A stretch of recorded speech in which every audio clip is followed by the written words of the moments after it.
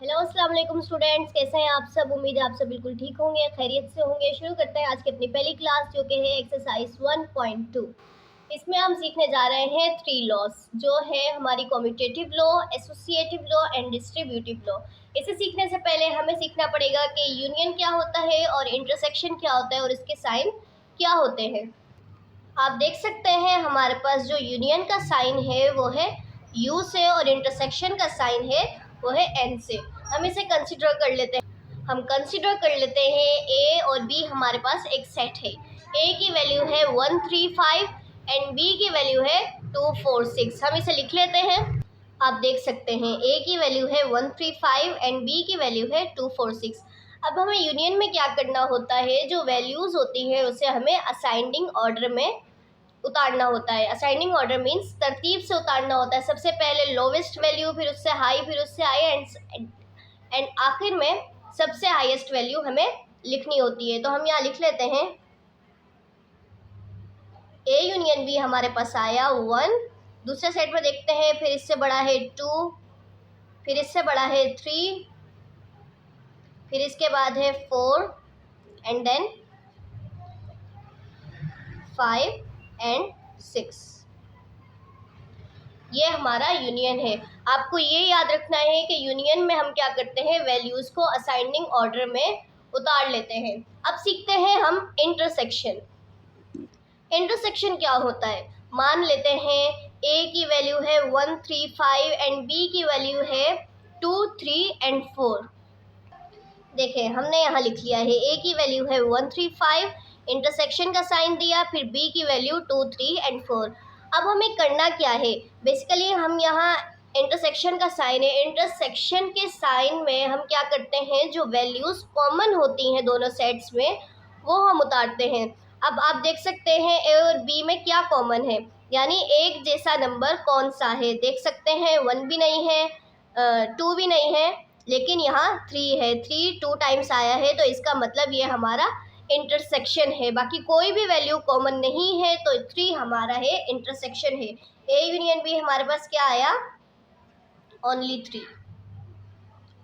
अगर हमारे पास यहाँ कोई भी वैल्यू सेम नहीं होती तो हमारा जो इंटरसेक्शन है वो एम्प्टी रह जाता, यानी खाली रह जाता।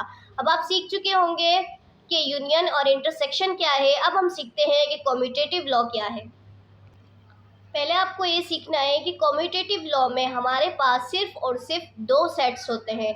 अब दो सेट्स को हम कंसिडर कर लेते हैं, एक सेट को ए से और दूसरे सेट को बी से। तो हमें यहाँ यूनियन के उसे करना है, फॉर्मूले से करना है, इसको सॉल्व करना है।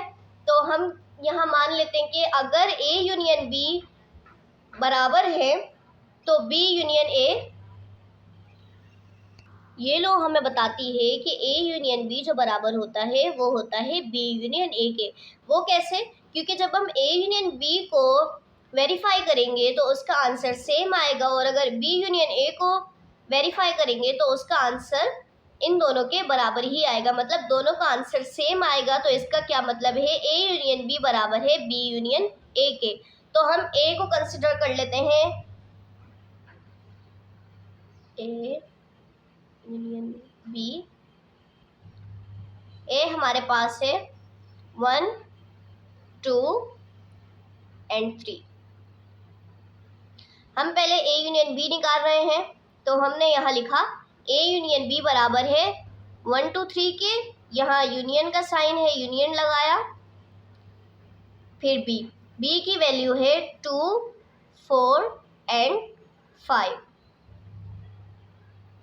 यूनियन में हमें क्या करना होता है आपको पहले बता चुकी हूँ। यूनियन में हमें क्या करना होता है, असाइंडिंग ऑर्डर्स में उतारना होता है। तो हमारे पास ए यूनियन बी का आंसर आया, सबसे लोवेस्ट वैल्यू आप देख सकते हैं इसमें क्या है, 1 है, फिर उसके बाद 2 है। आपको यहाँ देखने में आ रहा होगा कि 2 जो है हमारे पास 2 मरतबा है। तो हम यहाँ, आप यहाँ देख सकते हैं कि दो सेट में जो है वो 2 रिपीट हो रहा है। क्या हम 2 को यहाँ 2 बार लिखेंगे, ऐसा नहीं है, क्योंकि एक सेट पे कोई भी वैल्यू दोबारा रिपीट नहीं होती है। अगर वैल्यू रिपीट हो रही हो तो हमारा वो सेट नहीं है। इसका मतलब सेट की शर्त यही है कि एक वैल्यू एक बारी सेट में आएगी, 2 बार रिपीट नहीं हो सकती, तो हम यहाँ 2 को एक बार लिखते हैं, फिर उसके बाद हम लिखेंगे 3, फिर उसके बाद 4 एंड देन 5।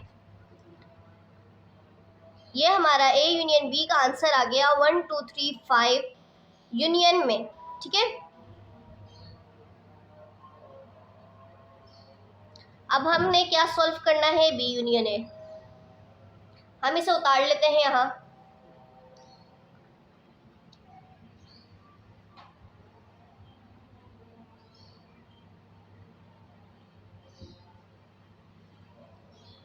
अब हमें पहले b की वैल्यू लिखनी है, फिर a की वैल्यू लिखनी है। ठीक है, पहले ऊपर में हमने क्या किया था, a की वैल्यू लिखी थी, देन b की वैल्यू लिखी थी। अब हमें यहाँ क्या करना है, b की वैल्यू लिखनी है और फिर a की वैल्यू लिखनी है। b की वैल्यू हमारे पास थी 2 4 एंड 5, 2 4 एंड 5 हमने यहाँ लिखी। फिर यहाँ यूनियन का साइन है तो हमने यहाँ यूनियन लगाया। फिर उसके बाद a की वैल्यू क्या है, 1 2 एंड 3, 1 2 एंड 3। अब हम क्या करेंगे, इसे यूनियन के ऑर्डर में उतार लेंगे और फिर हमारा आंसर आ जाएगा।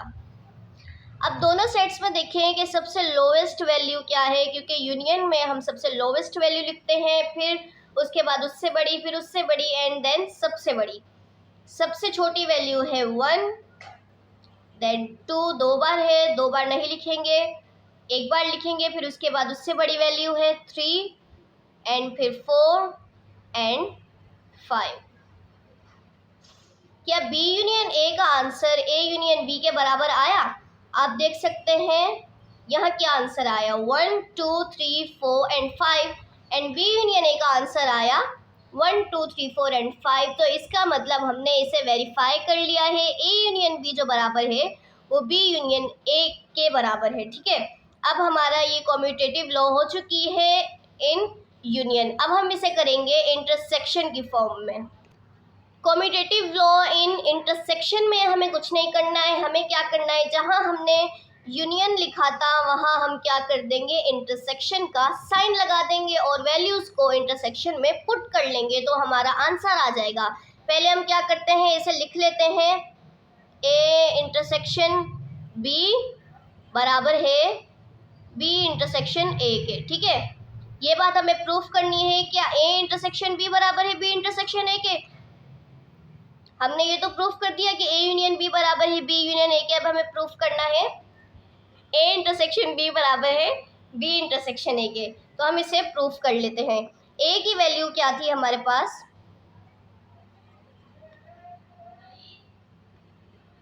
ए की वैल्यू क्या है, ए की वैल्यू है हमारे पास 1 2 एंड 3, 1 2 एंड 3। इंटरसेक्शन का साइन है तो हमें यहाँ इंटरसेक्शन लगाना है, ऊपर यूनियन का था तो हमने यहाँ यूनियन लगाया था। अब यहाँ इंटरसेक्शन है तो हम इंटरसेक्शन ही लगाएंगे। फिर b की वैल्यू क्या है हमारे पास, 2 4 एंड 6, 2 4 एंड 5। इंटरसेक्शन में हम क्या करते हैं, मैं आपको ऊपर बता चुकी हूँ, इंटरसेक्शन में हम कॉमन वैल्यूज को उतार लेते हैं। अब कॉमन वैल्यू क्या है हमारे पास, क्या a कॉमन है, नहीं, क्योंकि वो दोनों सेट में नहीं आ रहा। तो अब हम यहाँ देख सकते हैं कि 2 जो है वो दोनों सेट्स में आ रहा है, तो ये हमारा इंटरसेक्शन है ए इंटरसेक्शन बी का। ठीक है, अब हमने ये प्रूफ कर लिया ए इंटरसेक्शन बी बराबर है 2 के। अब हम देखते हैं क्या बी इंटरसेक्शन बराबर है ए के, बी इंटरसेक्शन ए बराबर है 2 के।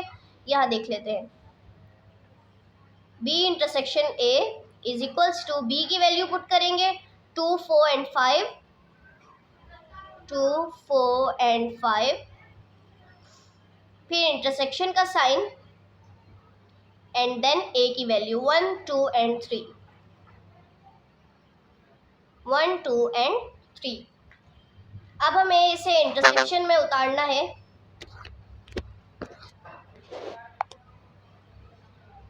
बी इंटरसेक्शन ए, अब हमें भी इसमें कुछ नहीं करना है, हमें क्या करना है, कॉमन वैल्यू ही उतारनी है। कॉमन वैल्यू हमारे पास ना 1 है, ना 3, ना 4, ना 5, सिर्फ 2 है। ठीक है, अब हम इसे यहाँ 2 लिख लेंगे। तो हमारा ये प्रूव हो चुका है ए इंटरसेक्शन बी बराबर है 2 के, बी इंटरसेक्शन ए बराबर है 2 के। तो हम इसे यहाँ ऐसे लिख लेंगे कि ए इंटरसेक्शन बी बराबर है बी इंटरसेक्शन ए के। ये हमारी वैल्यू प्रूव हो चुकी है। मूव ऑन होते हैं अपने नेक्स्ट लॉ की तरफ, जो है एसोसिएटिव लॉ। आज की जो हमारी लॉ आ जाती है वो है associative law of union and intersection. Associative law को हमने यूनियन में वेरीफाई करना है एंड देन इंटरसेक्शन में वेरीफाई करना है। एसोसिएटिव लॉ में हमारे पास जो सेट्स होते हैं वो होते हैं 3 सेट्स। जी हाँ, कम्यूटेटिव लॉ में हमारे पास 2 सेट्स होते हैं, A union B and B union A. Associative law में हमारे पास क्या होते हैं, A union B union C and A union B union C. ये हमारे पास एसोसिएटिव लॉ के यूनियन में हमें इसे उतारना है। हम आपको लिखकर बताते हैं। देखें, हमारे पास इसमें 3 सेट्स होते हैं। अब हमें क्या करना होता है, पहले वाले सेट का पहला लफ्ज़ छोड़कर दूसरे और तीसरे सेट को हमने जो है ब्रैकेट में उतारना होता है, और देन राइट हैंड साइड पर हमने पहले और दूसरे सेट को ब्रैकेट में सॉल्व करना होता है और तीसरे सेट को हमें बाद में सॉल्व करना होता है। अब देख सकते हैं क्या ए यूनियन जो ब्रैकेट है बी यूनियन सी इसके बराबर है। हम यहाँ इसे सॉल्व कर लेते हैं। मान लेते हैं ए की वैल्यू है 1 4 5। हमने यहाँ इसे ऐसे उतार लिया है। ए यूनियन जो है हमने लिखा 1 4 एंड 5। फिर ये जो यूनियन है हमने यहाँ उतारा, फिर ये ब्रैकेट है हमने इसे ब्रैकेट में दिया और फिर इसके अंदर का ब्रैकेट इसे दिया। ठीक है, बी की वैल्यू है हमारे पास 2 एंड 3। फिर यूनियन का साइन आया, यूनियन हमने यहाँ लगाया एंड देन सी की वैल्यू 4 एंड 5। हम इसे ब्रैकेट में ऑफ कर लेते हैं।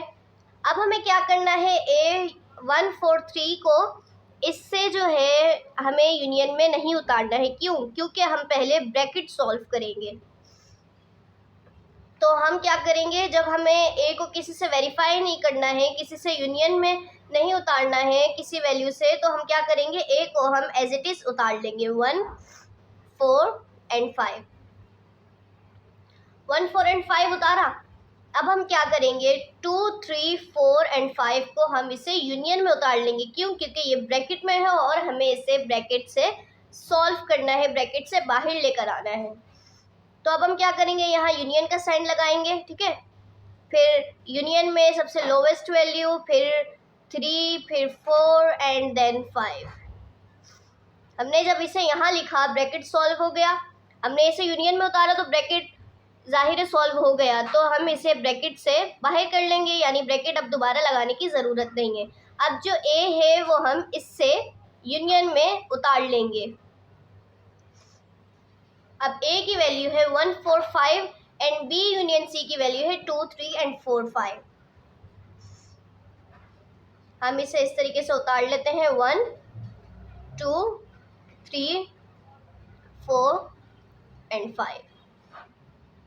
ये हमारा लेफ्ट हैंड साइड का आंसर आ गया। ठीक है, अब हम राइट हैंड साइड सॉल्व करते हैं। राइट हैंड साइड में हमारे पास है ए यूनियन बी ब्रैकेट में, फिर यूनियन सी। तो हम क्या करेंगे, ए यूनियन बी को ए की वैल्यू और बी की वैल्यू को पहले यूनियन में उतारेंगे। अब जो इसका आंसर आएगा उससे यूनियन सी में उतार लेंगे। ठीक है, अब हम इसे यहाँ लिख लेते हैं, A union B union C. अब ए की वैल्यू ऊपर देखते हैं हम क्या है, 1 4 एंड 5। ठीक है, 1 4 एंड 5। हम इसे डबल ब्रैकेट दे देते हैं क्योंकि ऊपर यहाँ ब्रैकेट है, और फिर इसके बाद यूनियन लगाते हैं क्योंकि यहाँ यूनियन है। फिर b की वैल्यू क्या है, 2 एंड 3। इसे भी ब्रैकेट दे देते हैं क्योंकि b की वैल्यू के बाद ब्रैकेट है। फिर यूनियन का साइन है तो यूनियन लगाते हैं और c की वैल्यू को यहाँ पुट कर लेते हैं जो कि है 4 एंड 5। पहले हमें ब्रैकेट सॉल्व करना है, तो हम सी को ऐसे ही उतार लेंगे। पहले ब्रैकेट सॉल्व करते हैं। ब्रैकेट सॉल्व होगा तो हमारा जो डबल ब्रैकेट है ये वाला हट जाएगा, तो हम इसे यूनियन में उतारते हैं। 1 2 3 4 एंड 5। ये ब्रैकेट हमारा हट गया। फिर यू का साइन, यू लगाया एंड देन 4 एंड 5। ठीक है, अब हम इसे यूनियन में लेकर आएंगे। यूनियन में जब हम लेकर आएंगे 1 2 3 4 एंड 5, ये हमारा आंसर आ गया। ये है A union B union C. ठीक है, और ये है A union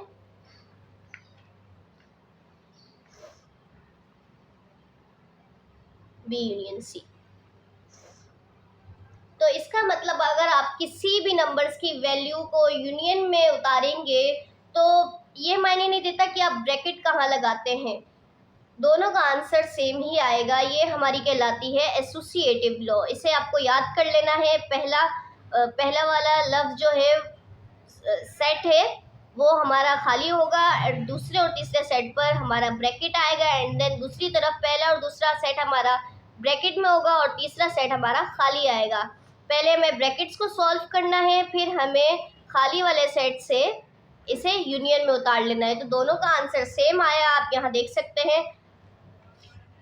A union bracket of B union C का आंसर आया हमारे पास 1 2 3 4 and 5, and A union B bracket of union C का आंसर आया 1 2 3 4 5। इट्स मीन ये जो बराबर है A union B union C बराबर है A union B union C के। ये है हमारी एसोसिएटिव लॉ इन यूनियन। अब हम करते हैं associative law in intersection. Associative law में भी हमने वही करना है, जहाँ यूनियन का साइन था वहाँ हमने इंटरसेक्शन कर लेना है। ब्रैकेट को सॉल्व करके खाले वाली सेट से हमें इससे इंटरसेक्ट कर लेना है। देन दोनों left hand side and right hand side का आंसर निकाल के दोनों को वेरीफाई कर लेना है, तो ये हमारा आंसर आ जाएगा। अब हम आपको करके दिखाते हैं। ए की वैल्यू थी हमारे पास 1 4 एंड 5। देन इंटरसेक्शन का साइन, इंटरसेक्शन लगाया, फिर ये जो सेट है सेट लिखा। फिर बी की वैल्यू थी हमारे पास 2 एंड 3। मैं आपको यहाँ वैल्यूज शो नहीं कर रही हूँ, आप वीडियो को पीछे करके वैल्यूज देख सकते हैं। 2 एंड 3, इंटरसेक्शन का साइन, एंड सी की वैल्यू थी हमारे पास 4 एंड 5।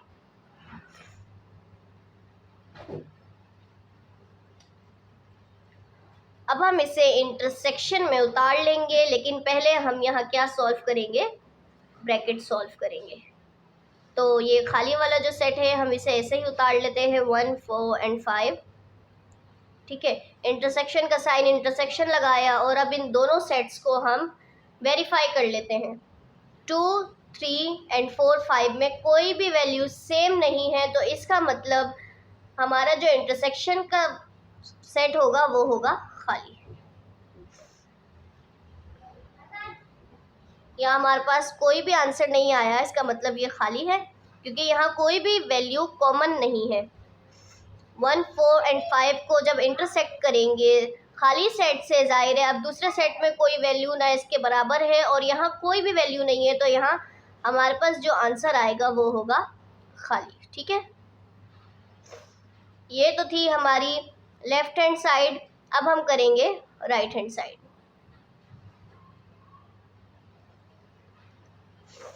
हम उतार लेते हैं A intersection B intersection C. A की वैल्यू थी, पहले हम यहाँ देखते हैं ब्रैकेट है, ब्रैकेट को उतारा 1 4 एंड 5। ठीक है, फिर इंटरसेक्शन का साइन, इंटरसेक्शन लगाया, फिर बी की वैल्यू 2 एंड 3, देन ब्रैकेट लगाया, फिर इंटरसेक्शन का साइन, इंटरसेक्शन एंड सी की वैल्यू 4 एंड 5। ठीक है, अब हम यहाँ क्या करेंगे, ब्रैकेट सॉल्व कर लेंगे। ब्रैकेट को हम उतारेंगे इंटरसेक्शन में। इंटरसेक्शन में कॉमन वैल्यू लेनी होती है, तो अब हम यहाँ देख सकते हैं कि कोई वैल्यू यहाँ कॉमन है दोनों सेट्स में? नहीं, क्योंकि यहाँ 1 भी कॉमन नहीं है, ना 2, ना 3, ना 4, ना 5। तो इसका मतलब हमारा जो इंटरसेक्शन आया वो है एम्प्टी। ठीक है, फिर उसके बाद इंटरसेक्शन का साइन, इंटरसेक्शन लगाया, फिर 4 एंड 5 को उतार लिया। जब हमने 4 एंड 5 उतारा तो हम इन दोनों को इंटरसेक्ट करेंगे। इंटरसेक्ट करने के बाद हमारा जो आएगा आंसर वो होगा खाली सेट, क्योंकि यहाँ कोई भी वैल्यू कॉमन नहीं है। जब हमारा एक सेट खाली है तो वैल्यू कैसे कॉमन हो सकती है? जाहिर है, जब कोई वैल्यू है ही नहीं तो हम कॉमन वैल्यू कैसे निकालेंगे? तो हमारा जो आंसर आया वो था एम्प्टी सेट। तो यहाँ देख सकते हैं, यहाँ ऊपर हमारे पास खाली सेट आया, यहाँ नीचे खाली सेट आया। तो क्या वैल्यू वेरीफाई हो चुकी है? जी हाँ, क्योंकि दोनों का आंसर हमारा सेम आया। तो हम अब यहाँ लिख देते हैं, हमारी जो लेफ्ट हैंड साइड है वो बराबर है राइट हैंड साइड के। ये हमारा आंसर हो गया।